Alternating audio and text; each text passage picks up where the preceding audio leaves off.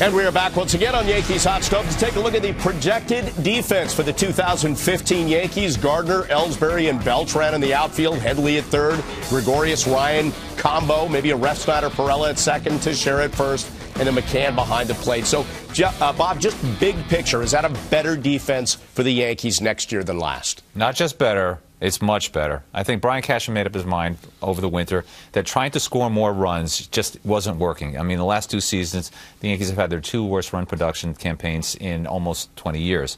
So the way to get the Yankees from 84, 85 wins to 90-plus is to give up fewer runs. And what you're seeing now is an alignment that will definitely look more athletic. It will definitely get to more balls. And will definitely give up fewer runs. I think the run differential will definitely improve for the Yankees. I mean, it will finally be in the plus margin. I think this is a way to do it. Yeah, one phrase around the Yankees that you're probably going to hear a lot this year, run prevention. If you can score more runs, and the Yankees hope that they can if the guys like Beltran and McCann and Teixeira come back, but if you can't do that, prevent your opponents from scoring runs. And I think we're going to see that with the Yankees, especially on the left side of the infield. When you looked at that graphic, the fact that they're going to have Gregorius instead of Jeter at shortstop. Jeter did some wonderful things in his career, and he's going to the Hall of Fame for it. But when fans watch Gregorius and the ground that he is going to cover at shortstop, it's going to be night and day next year. And also the fact that they're going to have Headley, who I was really impressed with defensively, have him for a full season. You're going to see a lot of pitchers smiling. It's not as sexy as hitting home runs, and this guy has a great batting average with runners in scoring position, but just catch the ball. Prevent the other team from doing things to you offensively. It's going to help the Yankees a lot. I think not only are the fans going to love Gregorius, I think the Yankee pitchers are just as you said, especially the balls up the middle. You know, one of the reasons the Yankees think that they can reclaim and rebuild Eovaldi and sort of create a jewel there is because they are going to catch the ball better than the Marlins. I mean, it's true that Eovaldi gave up the most hits in the National League last year. His ERA jumped by a full run. Would be a little disturbing, except the Yankees think the Marlins defense was responsible for that.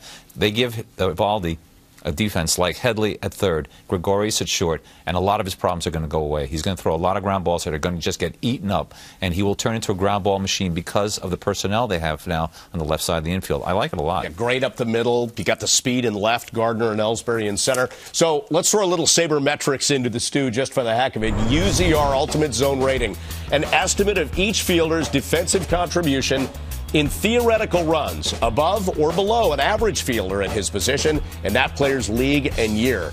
And Bob, you mentioned the word differential earlier. How about this? The Yankees' projected ultimate zone rating in 2015 with that defense, 29. Last year it was 4. That is a huge difference.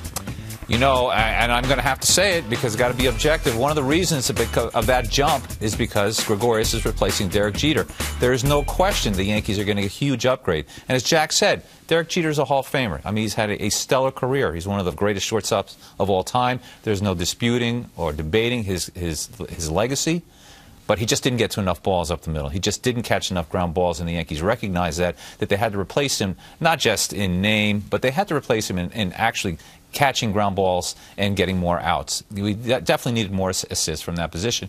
Gregorius will do that, and fans are going to see right away in the first couple games in spring training or in the first couple games in April what a huge difference Gregorius will make over Jeter. And you talk about defensive metrics. They're not as reliable as offensive metrics, but still, to see those numbers and what they are saying, that should make the Yankees feel really good. And I just think, look at it this way. Let's eliminate the pitcher because he's going to change every day. Of the 8 other defensive positions on the field, the Yankees, to me, have above average to elite guys at 6 of those spots. The only places where they don't have an above average fielder will be second base, Refsnyder, Perella. Refsnyder's still learning the position. I think Perella's okay there. And then probably in right field right now with Beltran, who once was an elite defender, but isn't anymore. But go to every other spot on the field, Ellsbury, Gardner, Headley, Gregorius, Teixeira, McCann. They've got solid defensive players at all of those positions. So I'm not surprised by what that ultimate zone rating and what that graphic yielded.